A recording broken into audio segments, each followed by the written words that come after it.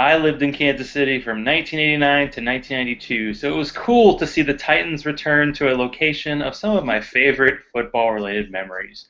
Good fan base, very loyal. I like the old school red jerseys with the yellow trim. Don't get any ideas, Nike. No yellow whatever. All right, enough of the namby-pamby feelings talk. The Titans went into hostile territory against the playoff squad and dominated from whistle to whistle. They were so amazing, they made guys' Achilles tendons blow up. It was awesome. That was terrible, Zach. That was terrible. I don't know what happened. No. I don't know can't what's use my happening there. Google. I cannot use my Google effects because it makes my window small. So I I'll just don't know. boo. I don't know what happened there. It was a mistake. Something bad happened. So, like I was saying, supposedly playing a solid team on the road and winning by 16 is a very good start. I'm starting to lose my hater reputation by thinking this team could be pretty good. Enter the Dallas Cowboys, a team that was very good in the very distant past. I think my victory beard may grow for another week.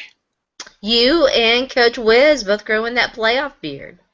We're going to shove that star where the sun don't shine. Tony Romo's going to be so scared he's going to throw footballs at the cheerleaders. Oh, Tablet Jesus, upgraded from Clipboard Jesus, can deflect said throws. We're going to stomp them into the turf. It's Charlie Football. Woo! I don't think I'm going to add any more. So, Sharona, what do you think about this undefeated football team? Well, I just want to say that Sharona predicted this, and Zach predicted a loss, so Sharona won. Zach, nada. Technically, I have two. Well, technically, I have a pink drink, and I'm wearing pink. There you go. So, yeah, so you knew it was going to happen. So any other future to predict, just let me know. It'd be really useful for my life and fantasy teams. I predicted them to beat the Cowboys. So, I don't know. We'll see. I originally had the Titans with a loss to Kansas City on the road. But then Kansas City already had injuries in addition to the ones that occurred during the game. So, yeah, tough. It was tough day on the injury front for the Kansas City Chiefs, and I hate to see injuries like that too. And it is weird. Both Achilles, both lost for the season. Yeah, and Robert Mathis too had an Achilles as well, lost for the season. Not a good time to be an Achilles heel. Exactly. Yeah, I mean the Derek Johnson injury, they just showed him he took one step into coverage, wasn't even close to another human being, and just that was it. And that's kind of like what happened to Dan Marino. It was very, very strange. But I listed some positives and negatives, and we'll see what you think about the negatives about this game. So we might as well start with the positives. Okay. Jake Locker was poised and pretty damn accurate, and I'm sorry, huh? What? What did you say? He was poised and accurate. He looked like a big boy quarterback and everything. I mean, it was like the coaches had told him, do not leave the pocket for anything, because he was in there to stay. He had a few little scrambles, but that was when it was really, really obvious. He tended to throw high, which worked because the guys caught it. That's good, But yeah, he was very nice, very nice. Very nice. And second, the defense forced turnovers and got pressure on Alex Smith. They also pulled the Jedi mind trick of making Andy Reid forget that Jamal Charles was on the team because for some reason they stopped using him. I was kind of watching the game rewind, and he got the first 3 touches, and then he had 3 touches in the entire second half. It was very strange. I think it was fewer touches than he had in a game last year. So they just kind of forgot, and we'll see how it goes when Jason McCourty has to cover an actual NFL wide receiver. But, hey, he did a good job this weekend. And the defense did a good job. And it was nice to see all those beautiful green numbers on PFF for the defenders. Yeah. Casey scored well. Derek Morgan, it looks like Derek Morgan and Wimberly are really good on the sides. We'll see. Zach Brown got hurt, so that could be a problem. Zach Brown got hurt, but Xavier Gooden has been pretty good in replacement. I think that you'll continue to see him play a lot. I saw the note about look, they were going to play a lot of dime anyway. They did that in training camp. It was what they call game flow, because at a certain point, the Chiefs had to throw the ball all the time. So right. Yeah. Mm-hmm. I don't even know when he got hurt. Barely, noticed that he was on the field. So there you go. Yeah, I had an opportunity to see their last training camp practice and talk to Wesley Woodyard, and I asked him if he thought that the trend that we saw in camp would continue, playing a lot of nickel and dime, and he said, yeah, it's a passing league, and teams are increasingly doing that. Yeah, I kind of wondered if they would get to do a lot of that just because the Chiefs had no receivers who were the crap, and they were running a lot of two tight end stuff, but they did. And it was nice to see Cody Sensabaugh come in on like a cornerback blitz and just crush. Yeah, that was nice. That was he a had nice no chance. Had no chance. And the running backs made nice positive gains all day. Didn't see us in any second in moving things forward. Our new kicker went 4 for 4. Thanks, Chiefs. Including a long of 47. As soon as I saw their kicker hit the upright on a short kick early, I was like, oh, and then he missed that second one. I'm like, uh-oh, that could be a problem. And Brett Kern had some nice punts, too. I think once or twice he was even moved back, and he pinned them deep. He had a fantastic game. That was one of the weirdest sequences of the game. And the Chiefs got the ball back with like a minute to go at their own 2, and Alex Smith throws a deep by Donnie Avery, former Titan, and get an interception, get a bonus 3 points. Thanks, guys. All of his interceptions came on targets to Donnie Avery. I know, and Avery, if you had picked him up really cheap, like in daily, you would have had a nice day because he had like 100 yards. But it was a pretty empty, who else are they going to throw it to? 100 yards. Yeah, exactly. I mean, that's what I said. They let Donnie Avery make plays, but mostly make plays in front of them, and he didn't score any touchdowns, and so. That's right. And the receivers, including my often hate target, Delaney Walker, made good plays. That touchdown I don't catch, understand nice your Delaney Walker hate. I don't. I'm going to cure you of this. I'm on a mission. I don't hate him. I just noticed that he, seems like every other time I see him try to catch a pass, he drops it. I think he's a great blocker. He's a great leader. He's definitely a step up as an overall tight end from Jared Cook. But, we're talking about Jared Cook here, He's the evolutionary Frank Wycheck. He'll be doing boring radio 10 years from now. He is very Frank Wycheck-eshish. Yeah, like that. More drank. That's what we need, more drank. It's a party out here. Party. Woo! Okay. This is it. This is where somebody throws pink drink. Don't throw a pink drink at the screen because it's your screen. It's not my screen. True. Negatives. The offensive line was kind of shaky all day. They had 4 sacks. Lucker got hit a lot. We had some penalties. And maybe it was just, what's his name? Their defensive tackle guy seemed to crush our interior guys a lot. It was definitely the interior. The center, Brian Schwenke is a nice young player, nice young center. He got worked. He got worked hard. But you know what? I mean, I don't know that it's unexpected. I don't have too many harsh words for the Titans' offensive line because that was the tough task, keeping Poe and all the Tamba Hali and Justin Houston, and I could go blah blah blah blah blah. I mean, they're loaded along that front, and of course the backers who are going to be coming in, trying to make plays. Well, there is a fine line between the on paper and on the field. I mean, even though they just added Michael Oher on the right side, it's not like these guys have played together more than probably a quarter or 2 quarters. And Schwenke was injured part of last year, and Levitri was kind of, not himself. So it might take till halfway through the year for the offensive line to get their Andy Levitre had a tough game. Probably the toughest game that he's had as a Titan. Yeah, I'm just hoping they didn't like buy him after his expiration date because he was kind of hurt last year, and I mean they threw some money his way. Yeah, he had a nice year last year. I think that he'll be. Some silence there. Anyway, maybe I missed something. Did I say something you didn't hear? Because I can repeat it. Oh, you can? See, I wouldn't remember what I just said 5 seconds ago. Problem.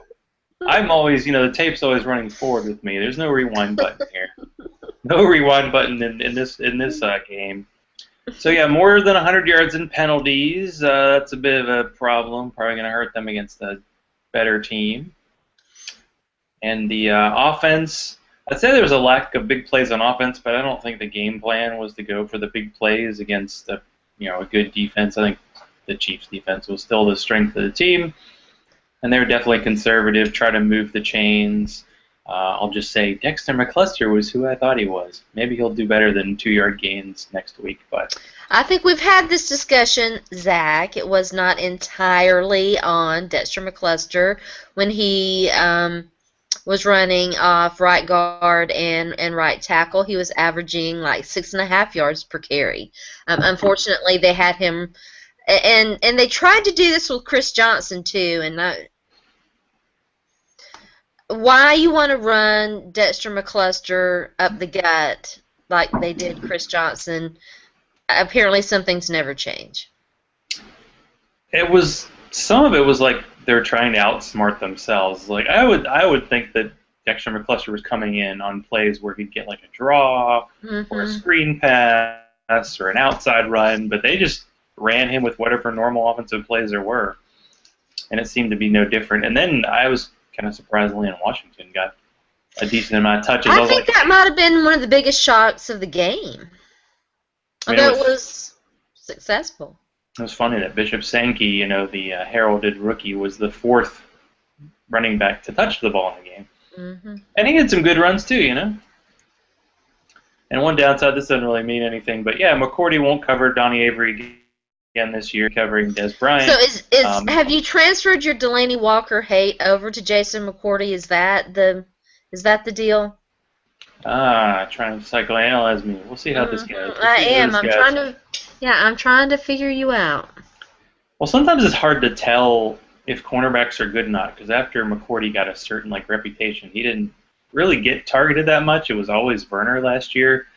So he actually was targeted in the first game, and he made plays. So we shall see how it's going to be. We shall. And then who's going to play in Zach Brown's spot? We saw Missouri's own Xavier Gooden.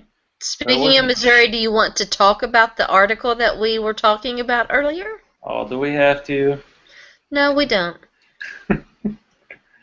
Oh, man. But if it were Tennessee and the Tennessee Volunteers, you'd be all over that.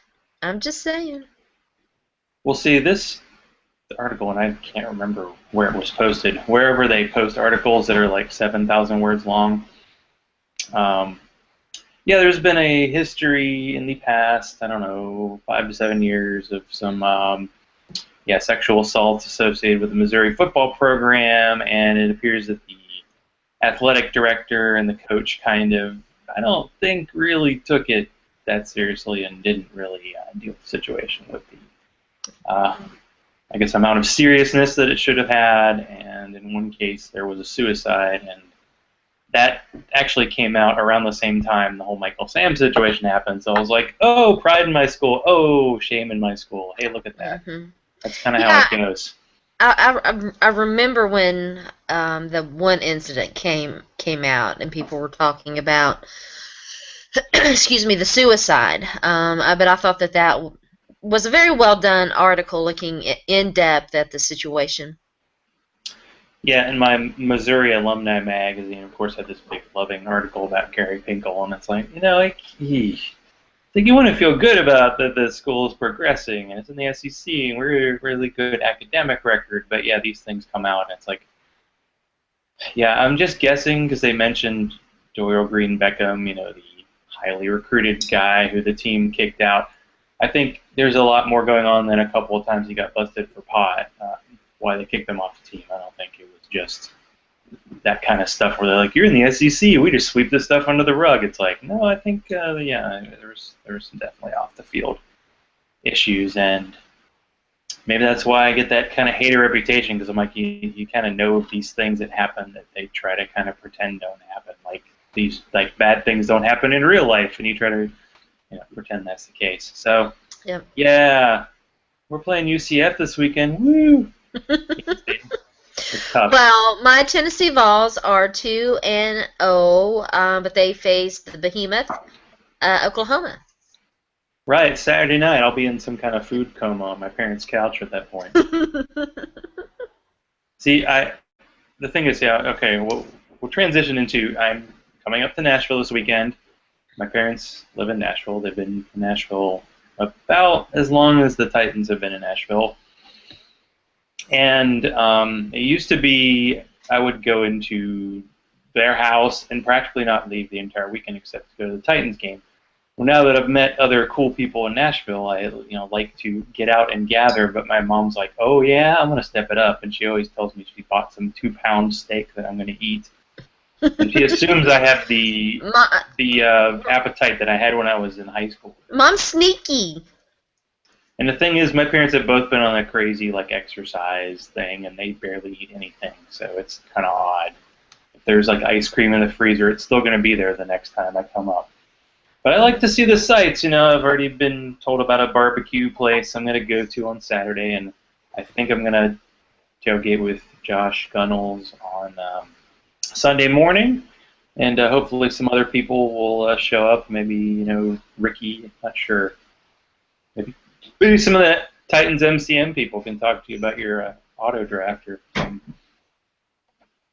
I fixed that team. I fixed that team, and I won my first game. I had a feeling it was going to be a happy ending. I am currently 3-1. What am I? I'm 2-2. Yeah. Not so good. Yeah, when you start like Aaron Rodgers, when you have key Packers players on your team, you're like, oh boy. Eddie Lacy and let's see, who else? Me. Eddie Lacy and Ben Tate, I believe. Yeah, Ben Tate. There were some players that definitely moved in the rankings, and it seemed like as the season was starting, it was like, no, Ben Tate's the guy, and he's going to get tons of carries, and then he gets hurt in week 1. Yeah, and I mean. What was weird is yesterday. Lather, rinse, repeat. Yesterday they were like, no, he's probably going to play this week. And then today, after everybody had run all their waivers, it was like, no, he's probably out this week. So if you picked up West, although I think West was probably drafted in most leagues, then Crowell. Yeah, he should be. Crowell, however you pronounce his name. I picked up Ahmad Bradshaw because, man, Trent Richardson, come on, gotta move on. Justin Forsett was the big addition because of the whole Ray Rice thing. I don't see him as a long-term solution. Maybe that's what I read. Wilderness. I didn't know. Yeah, see, you said it. Now it's there's some legitimacy. Yes, it has to be true. I'm just some crazy person wearing a raccoon hat, so don't listen to me. Listen to her. She got the skills. So yeah, I'm gonna come to Nashville, and Hell's coming with me, and we're gonna tear it up and have some local beers. Is it bad that I was looking at the barbecue joint, then I was looking for Nashville breweries to see if there are any tours going on Saturday afternoon? I don't think that's bad. We want you to contribute to the local economy, Zach. I'll try. Yeah, I'm definitely gotta make sure to see a little bit of the Missouri UCF game. Mainly because that means Missouri fans can see what black and gold used to look like, because they don't wear that color scheme anymore. They gotta wear the goofy. They're wearing some kind of gray thing against Toledo. I don't like this gray tradition. Do you? Basically, here's the rules of the New Jerseys. If you don't have black in your color scheme, guess what? You're gonna have a black alternate jersey. And if you already have black, Well, let's put some kind of gray color scheme. So Missouri's gray looks like something black that was accidentally bleached. And yeah, they didn't. I mean, they looked good because they won. But yeah, Tennessee, didn't they have that crazy pumpkin game where they wore black? And then they had the gray jerseys last year, and I think they have some kind of new gray jerseys They've got this year. smoky gray. The smoky gray looks like it's here to stay. Just because it's the name of the dog. It's not even the color of the dog. Here's the thing about the the black uniforms. They were brought in and introduced by Lane Kiffin, and therefore will never make an appearance again. Kind of surprised, with the whole NFL, where everybody wears pink for a month. I'm kind of surprised no college team hasn't had like a pink alternate jersey or something. I mean, Oregon had the highlighters on, but they won in them, so I'll take it. Not bad, I guess. But yeah, so not much happened in the NFL. Kind of boring week. Yeah, right. Nothing at all going on. No news at all. I mean, our new strange news cycle is such an odd world because I don't really think that we knew anything new about the whole Ray Rice situation we didn't know before, but it's like, yeah, they say seeing is believing. It's like that video came out and like public sentiment occasionally can change things. They're like, yeah, we have to do something now. Although I noticed that the Ravens PR squad of the century still had the article up by their PR guy saying, I like Ray Rice. I couldn't believe that. Yeah, that... Okay, maybe you could have defended that a couple months ago, but now you gotta let it go. But I don't know, does this leave the opportunity for people to kind of talk more openly about stuff that's happening that's maybe people would say, no, we're gonna brush under the rug. Especially NFL players. It's a big like power thing going on there. Because these guys, I mean, it's like Ray Rice, like he probably lost, 8 figures in salary based on this situation. And it's a very big deal. I think maybe that's why some of these situations have. There was an article where they showed every NFL player who's been at least arrested or accused of some kind of sexual assault, and pretty much all of them, the charges were dropped, and the player didn't get any suspension at all. So it's like, yeah, it's like, we're going to push, unless this thing is really public, we're just going to, people will forget.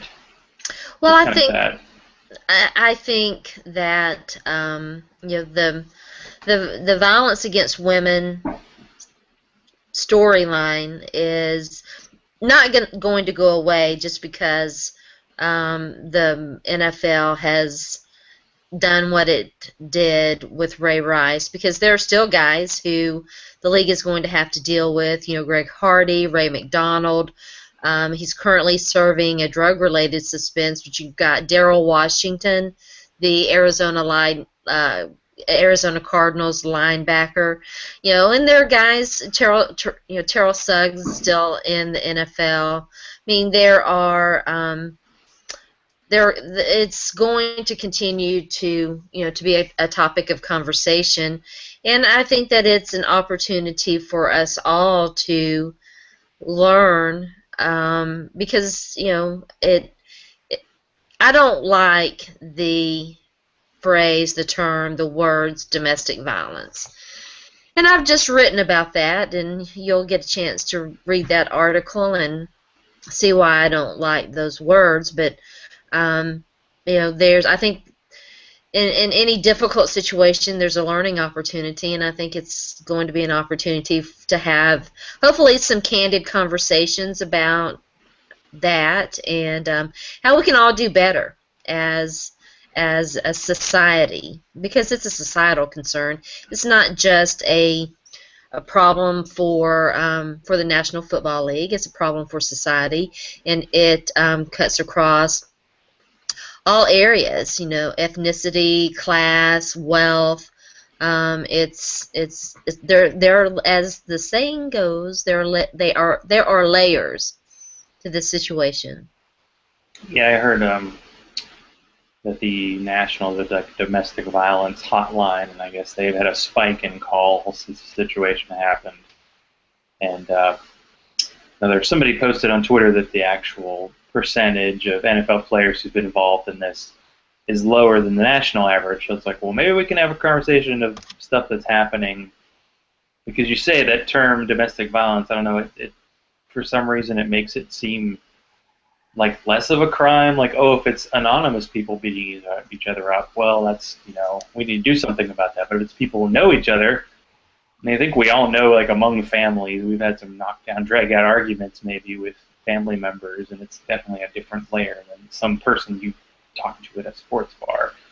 So it's, I think it's a big deal to go, oh, this is something that's happening, and what can we do about it? Just throw Ray Rice away and just say you're done and don't offer any help? I mean, I'm sure they're in a program, but it's like, this kind of says, well, we're just going to take you off the spotlight, and then you deal with your own stuff.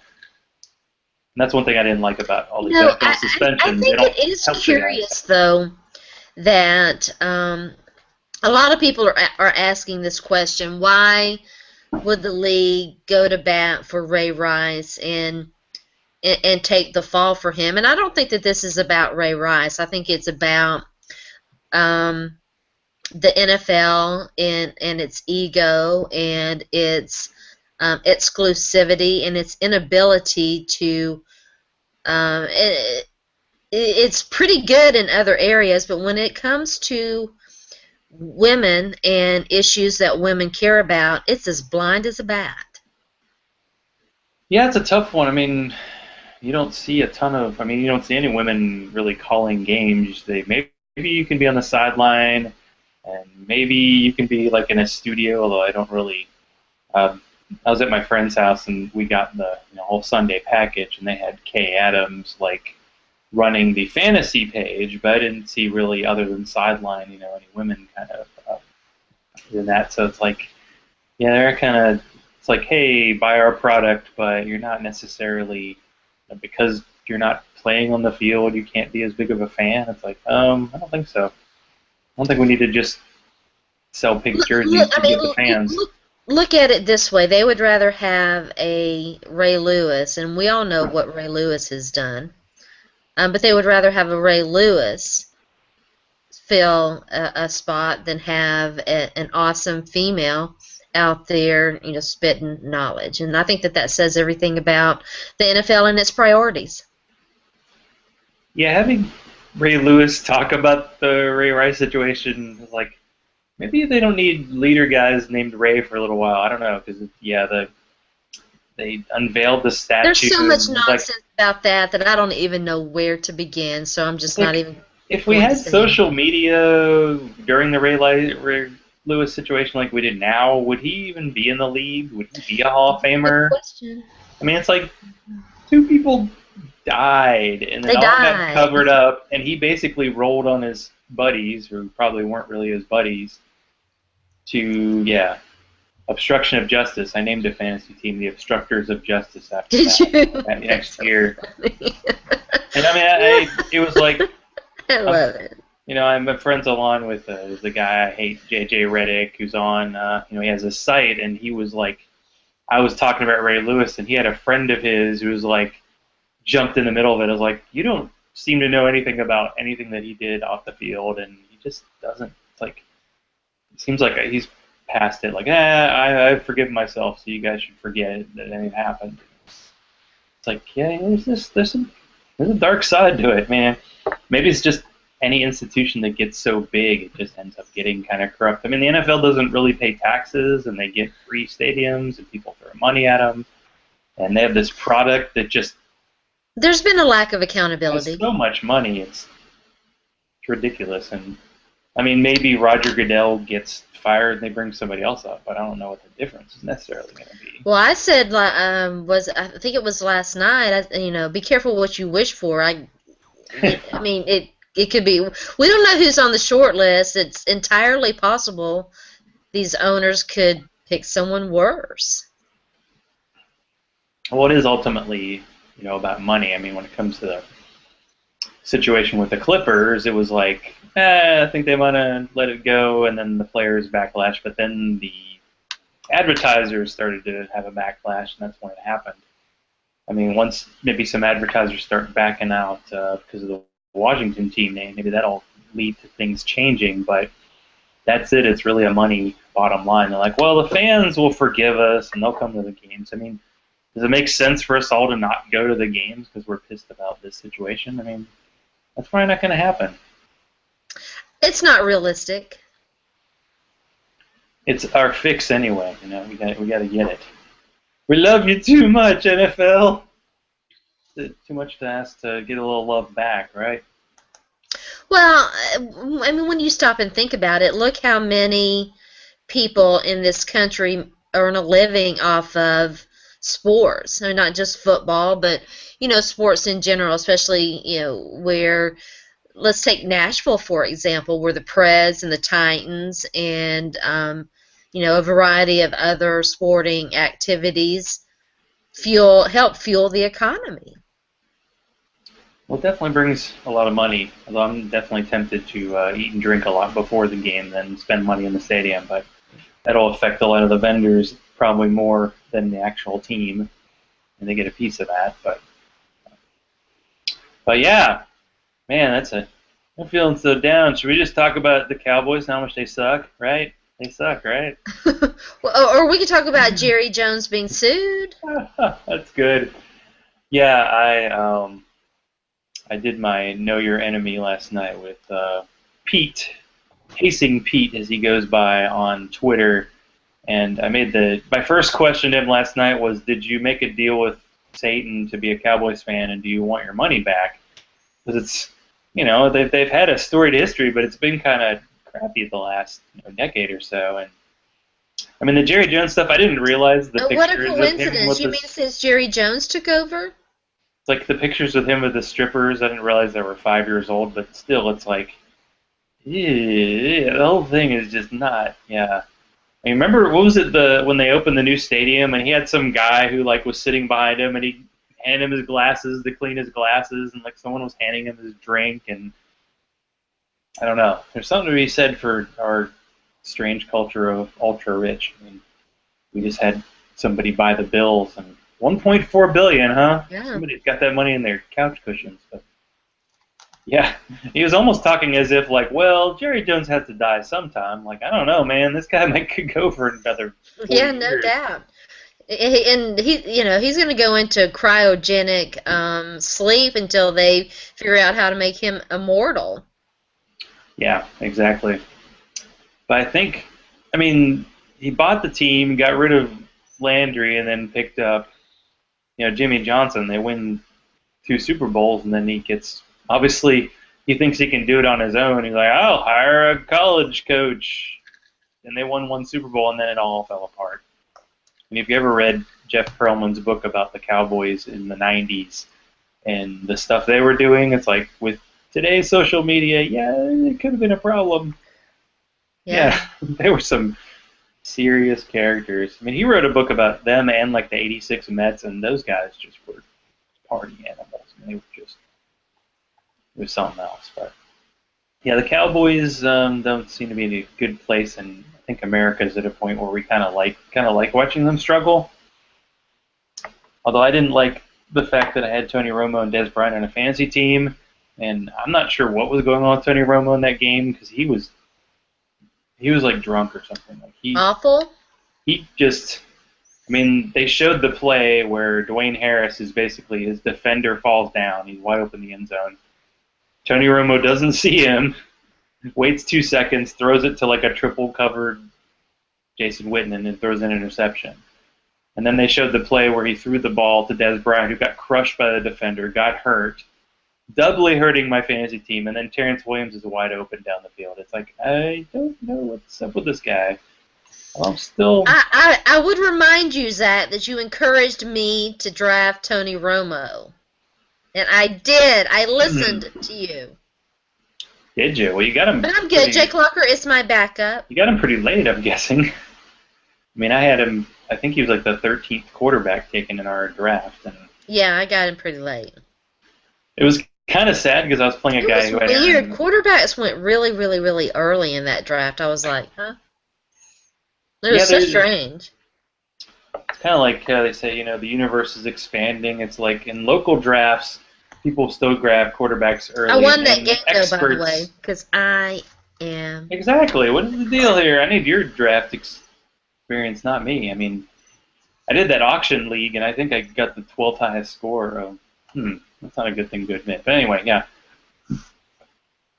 No, on Saturday, I looked at the CBS site, which is one of the worst fantasy sites. I refuse known to to play man. ever again on CBS. They changed the entire interface, and it just makes no sense. I refuse. Said their predictions are always hilarious because they're never even close to what happens. And I was predicted to beat my opponent by 10. I ended up losing by 61 points because I had Tony Romo, I had Bryant, I had Alshon Jeffrey, I had Jordan Reed, I had Bernard Pierce. I dropped that guy. And I decided to start like Bernard a Pierce. Hot potato. Bernard Pierce over Mike Wallace.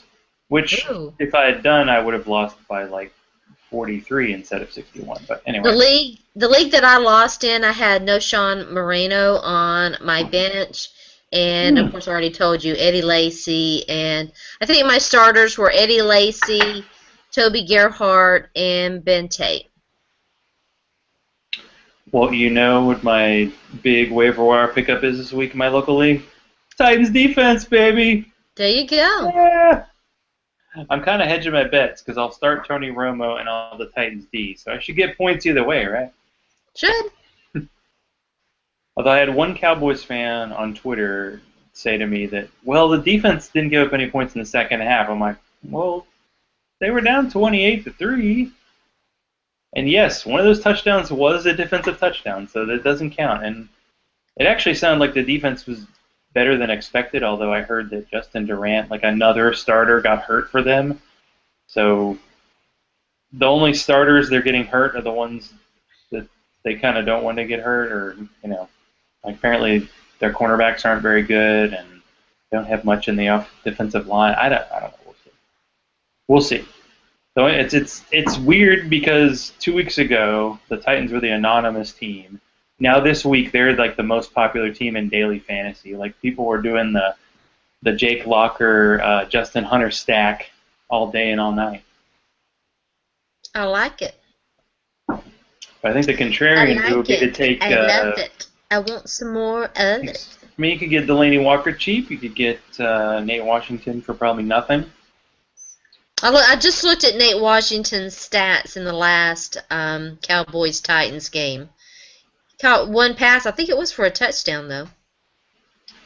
Yeah, was that 2010 the last time I played? Yes.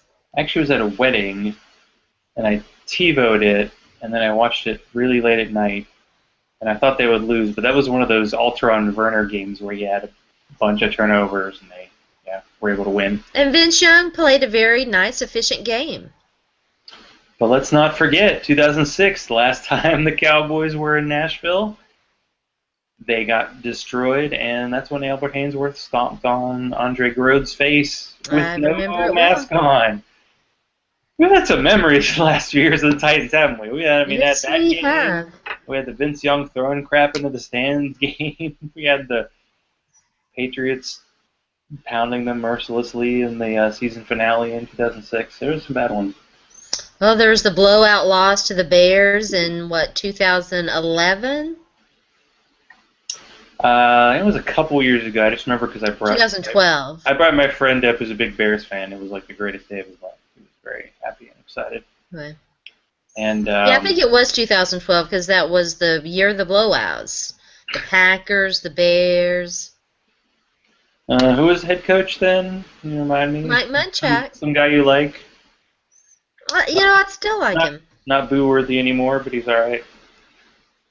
He's back in his native land. Offensive line coach is what he should be for the next 20 years. All right, whatever. Don't kick your coverage, buddy. Oh, you think he should be a coach again? You still like him? Soft spot. I still like him, yeah. But it's Wiz and Hunt time now. It is? All day, all night. Oh, yeah. Oh, Zach's got him a new boo. Coach Wiz. Coach Wiz, and Wiz we trust. See, there's just no good way to say it. You're going to be at a Titans game at one point this season with a jersey that says Wiz on the, or just Wiz on the back or something like that. I already see it happening. Well, I hate to say it, but if Jay Plucker gets hurt again, that's definitely happening. But that's the people brought up that possibility. Everybody's going to start him this week in their leagues and in daily, and then he's going to get hurt. But last year when he got hurt, he had a good game against the Jets. So, Yes. But here's the bottom line. I mean, I was getting ready for my games last week, and I found out that Cam Newton wasn't playing. So I had to play Jake Locker. I had no other choice. I had no other quarterback on there. But then I realized when Jake Locker is actually in the lineup and he's fully healthy, he's scored pretty well. So even if Cam Newton comes back this week, I think I'm going to go ahead and ride the Jake Ride Locker. the Locker train? Locker train! I mean, I could start him, Hunter, and Wright. I got all those guys in my Dynasty League. So There you go. So we'll see. Yeah, I don't know. I didn't totally mind that I totally sucked in week 1 because I got the top waiver pick. Although it doesn't feel right taking like 47-year-old Ahmad Bradshaw, but I just felt like he's going to be the guy because Trent Richardson is not good. And there's something to be said to take a running back on a team with a good offense, although, boy, maybe the Colts could start having a good offense before they're down 24-0 every week. It's like things don't change for the Colts. We have this great quarterback. Let's run Trent Richardson to the line for a 3-yard gain. Okay, sounds good. Yeah, they do some inexplicable things. I just wrote about, I think Dwayne Allen is clearly the best tight end on their roster. I think time has borne that out, but Andrew Luck and the Colts coaching staff seem to be enamored with the inconsistent Coby Fleener. He got like 8 targets to, I think Dwayne Allen got 4 or 5, and who made the impact in the game? Well, Dwayne Allen. Yeah, it was kind of like Travis Kelce versus who was it? Fasano, the other guy for the Chiefs. Kelsey's clearly the downfield guy, but they're like, let's put this other guy in. He's a two-way tight end. I mean, Dwayne Allen can definitely block and do everything, and he got hurt last year. I think that was a key loss for the Colts. Yeah, it was. It was huge. Yeah, I mean, that's the benefit. He's an every down tight end. You don't have to take him off the field. You can use him in a variety of ways. Anyway. Watch this. He's a poor man's Delaney Walker. Oh, yeah. There we go. I like it. Oh, tight ends. But, yeah, the Jordan Reed thing. He just dropped so far in my draft, but I was like, he's injury prone. Nah, I'll be fine. And then he limps off the field. I was like, oh. I dropped that guy like a hot potato.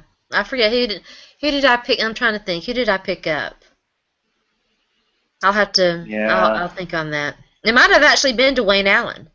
I'm probably starting Travis Kelce this weekend. Why not? Well, he was on my bench. I'm pretty sure I had Delaney Walker in that league and played him. You don't say. I don't say. Delaney Walker all the way. Team Delaney. Mm-hmm.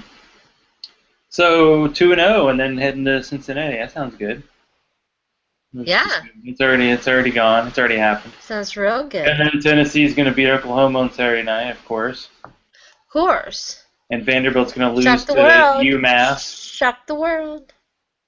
Tennessee fans still enjoy Vandy losing, right? That's still a thing, right? Well, I mean, I don't know. I mean, I don't revel in it because, my dad's an alum, and, yeah. No. No, not really. No, not I thought the way they started as poorly as humanly possible. They're averaging like 5 points per game. That's not good. Well, I do have a friend who went to his undergrad at Vandy, and he's from St. Louis, so he's having a rough year. because the Rams just The lost Rams Chris Long, suck balls. and he's like, I think Chris Long may have injured himself, so he doesn't have to play anymore. Oh my god, that's not And now everybody's talking about how horrible Jeff Fisher is, and they're like, well, you've seen his drafts, right? They had like 17 extra draft picks the last 3 years, and yeah, not so good. I just have to say that, and I've been meaning to go back and track this down. I'm going to do it tomorrow, probably not tonight. But I wrote an article about dynasty rookie wide receivers and talked about how Tavon Austin was going to go to ruin in St. Louis because I knew that they would not know what to do with him. And I just want to say, oh yeah, I don't know. He had the hype because he was such a high draft pick, and he put up some crazy stats at West Virginia. Him and stud number man, 8 overall. But He's the new Ted Ginn. I'd say Cordarrelle Patterson's looking a little better.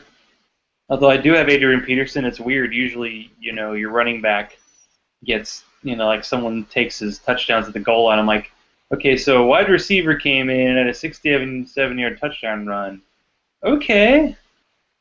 He's just unlike anybody in the league. I mean, I know people were, maybe it's a tradition thing, but it's like, well, he only had 3 for 26 receiving. It's like, yeah, but a receiver had 100 yards rushing. That is insane. Right. It doesn't happen in like crazy. 30 years. He's such an amazing talent, and he really is. I mean, he has like kind of running back instincts, which is like he just knows how to set guys up. And I was like, okay, but I had Adrian Peterson. I need touchdown. I need touchdowns, man. What? All this Tennessee talent and Justin Hunter. Woo. Woo. Is he gonna blow it up this weekend? I think so. It's gonna be easy. Oh yeah. Well, I think the Titans are, keeping an eye on things and looking at matchups and opportunities to get him, matched up in favorable situations. The only criticism I have of Justin Hunter from Sunday's game is that he still tends to play a little less physical for my taste. If he could develop that vet stiff arm move that so many the Anquan Bolden a subtle push. Yeah, who's just so good. Kind of like elbow in push. I'm drilling. Yeah, I mean there's so many guys who are really good at it. If he ever gets that move, oh my gosh, look out. Well, there's been a big push this offseason, especially from a site, RotoViz, because they do a lot of statistical analysis, and they were talking about how they're, hashtag team big, tall receiver. Well, one thing they pointed out was it's really the big receivers. If you have that weight advantage against the cornerback, then you can make those plays. You got to be strong. And, it has come up in previous years that some running backs put on weight and they lose their speed. Well, I mean, Justin Hunter was 6'4", 195. He's like a string bean. Skinny. So he put on like 10 to 15 pounds, and hopefully he can keep that weight on, and then he can kind of box guys out because he's not going to just be able to blow past guys all the time, although maybe this weekend. Or out-jump them. I mean, it's not going to happen every time. I agree. You're absolutely right. Hear that, everybody? She said that. It was beautiful. And she actually criticized the Titans player in the same 5 minutes. This has been the greatest hangout of my life. It's amazing. My game tonight. Where's my game? Eddie George says, I'm with you. Around here. Somewhere. Come to my restaurant, please. I'm not coming to your restaurant, Eddie. You stole my game. I've lost it. Yeah, I know. All the positivity and negativity, it's all confusing. The world's coming to an end or something. It is. But it's good to feel better than last. Well, I mean, last year started well. Last year they were 3-1 and should have been 4-0, and yeah, then it fell apart. So enjoy the ride, right? Yeah, if what is the saying? if ands and buts were candy and nuts, we'd all what? Something? Eat dessert? Yeah, I mean, Let's just hope Oh, right. Jake Locker stays healthy this year. That's a key because, Tablet, I'm going to call him Tablet Jesus. He's not meant to be the guy. I was talking to my mom a couple nights ago, and she said that some local sports radio person, maybe you'll know who it is, was talking about how Mettenberger was going to take over in like week 3, and he was going to be the guy. Hey, I think Mettenberger's probably better than Rusty Smith, but let's not go anointing him the next great thing. Who was saying that? She just said local sports person. Who knows? Oh, I don't know. It seems like sports radio's picking up. Seems like there are more stations. Like it used to be when I first moved here, it was all AM, and now they actually have some FM stations that actually do some sports radio. But I never listen to local stuff. I'm all podcasts all the time. There you go. I mean, I do a little promotion. You about that podcast live. I wrote an article about podcasts, and you just take one podcast for one site. Football Guys, the Audible. They literally have like 9 hours of podcasts a week. So that's just one podcast from one, site. And so it's hard to keep up. I thought at first, I'm like, oh, good, some podcasts are coming, and there's some new ones that are available, but I just had to say, I'd throw my hands up, like, I cannot listen to them all. I can even put them on double speed, I try to listen as much as I can, but it's tough. So, but you should definitely listen to us. There's a lot of content out there. Definitely a lot of content out there. But it's good. It brings everybody up. It lets us football freaks talk about our sport like we, all day and all night. Absolutely. Yeah, I'm looking forward to my Nashville tour. I've discovered that there's actually a city, because I swear I would come to my parents' house and people would ask me where in Nashville my parents' house was, and I wouldn't really know because I would just go to their house and to Titan Stadium, whatever the hell it was called, and back, and now, I've actually gone around. I did a sports bar tour a couple of years ago, including a restaurant that had an oil painting of the Kevin Dyson not touchdown in the Super Bowl, which is the strangest thing I've ever seen. That is very strange. At a local restaurant. I'm like, are we in St. Louis? Because this doesn't make sense in Nashville. But there's very strange. There's good stuff. I've been getting my my barbecue on, so I want to do my tour and maybe see a brewery. I'm enjoying the local beers here in Atlanta, so I'm like, hey, Nashville's got some good stuff too. So it'd be fun. Do a, quasi tweet up. It's hard to say. Meet some adoring fans, right?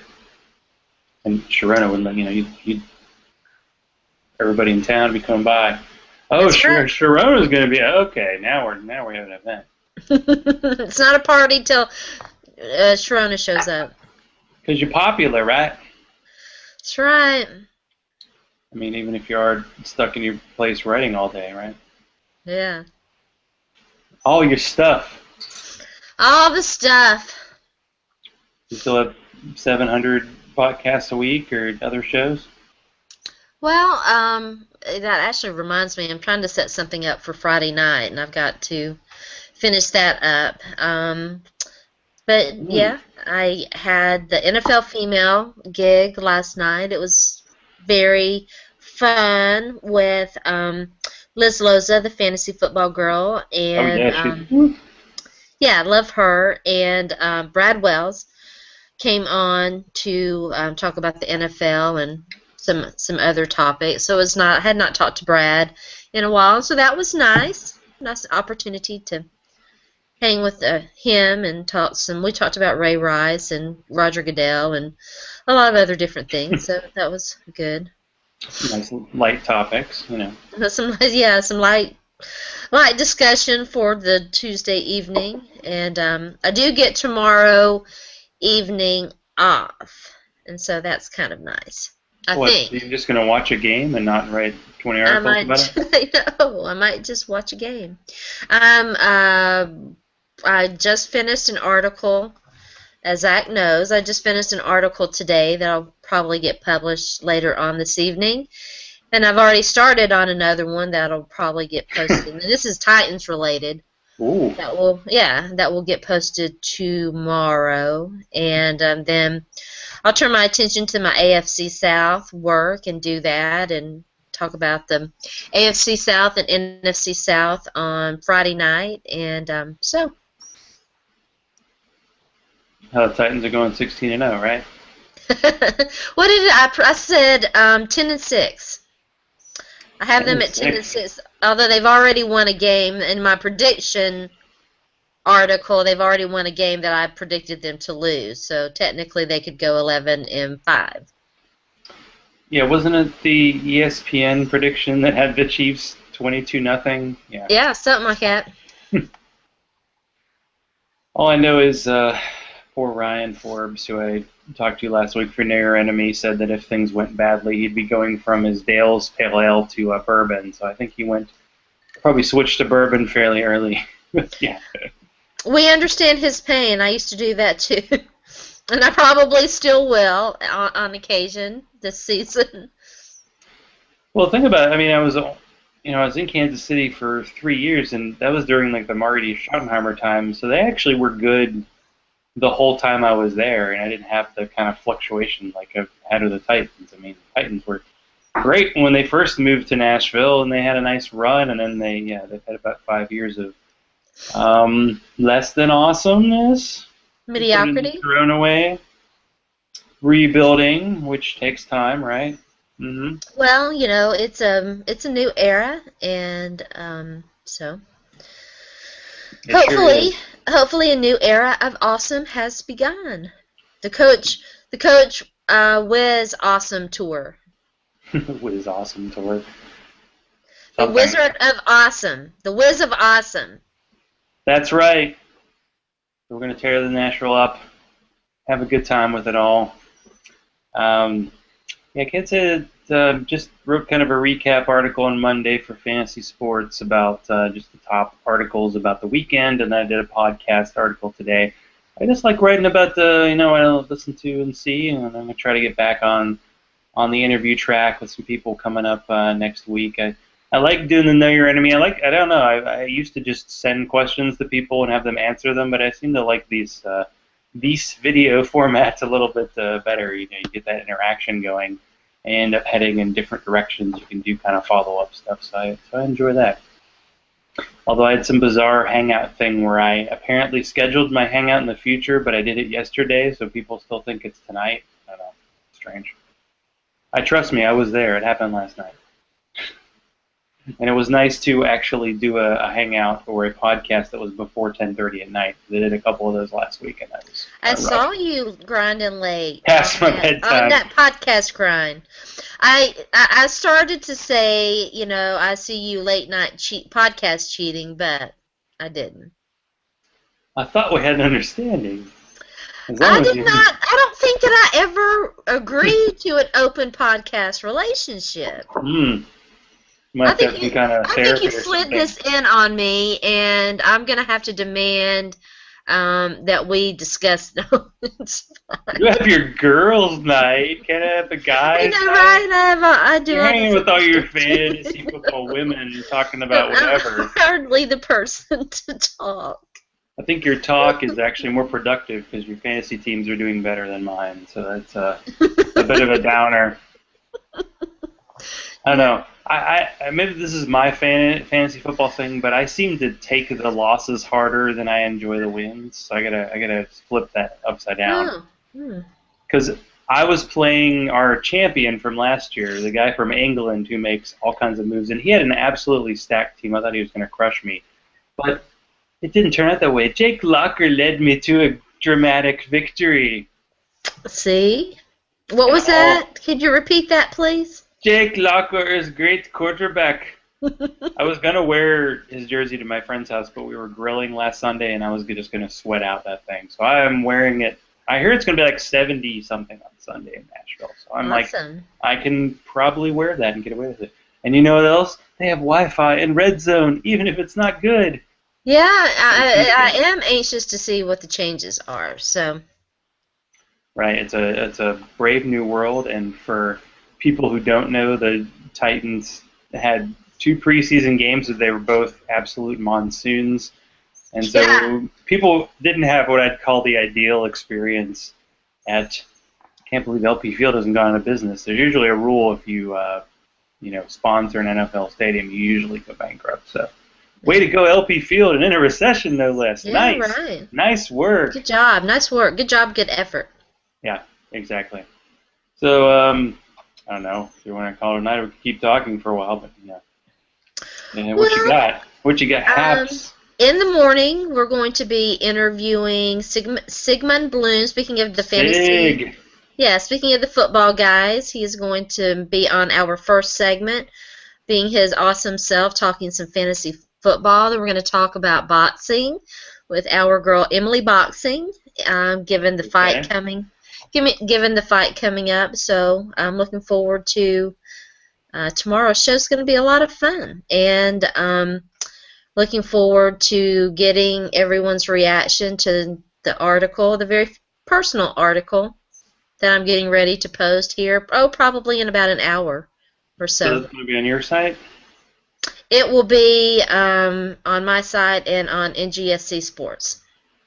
I'll be retweeting that sucker, getting the word out. Getting the word out. Yep, and you can follow me at fantasysports.org. I'm kind of wondering if in my multiple meetings this weekend with various different fantasy football people, we should just have some little mini interviews as it goes, before and after maybe the Titans game. We'll see. Hopefully, I get to see Sharona in person this I weekend. know. I'm gonna make every effort to The make that last happen. time was, I think, the Texans game, which I think was the home finale, and that's when she saw me double fisting He was double fisting like a double-sized beers. mother.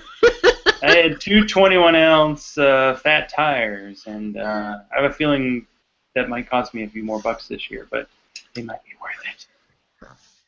But yeah, Zach_Law on the Twitters, Fantasy Sports on the Twitters, not Cowboys Suck. I actually don't have that Twitter handle, but it's on there. Sports by Sharona.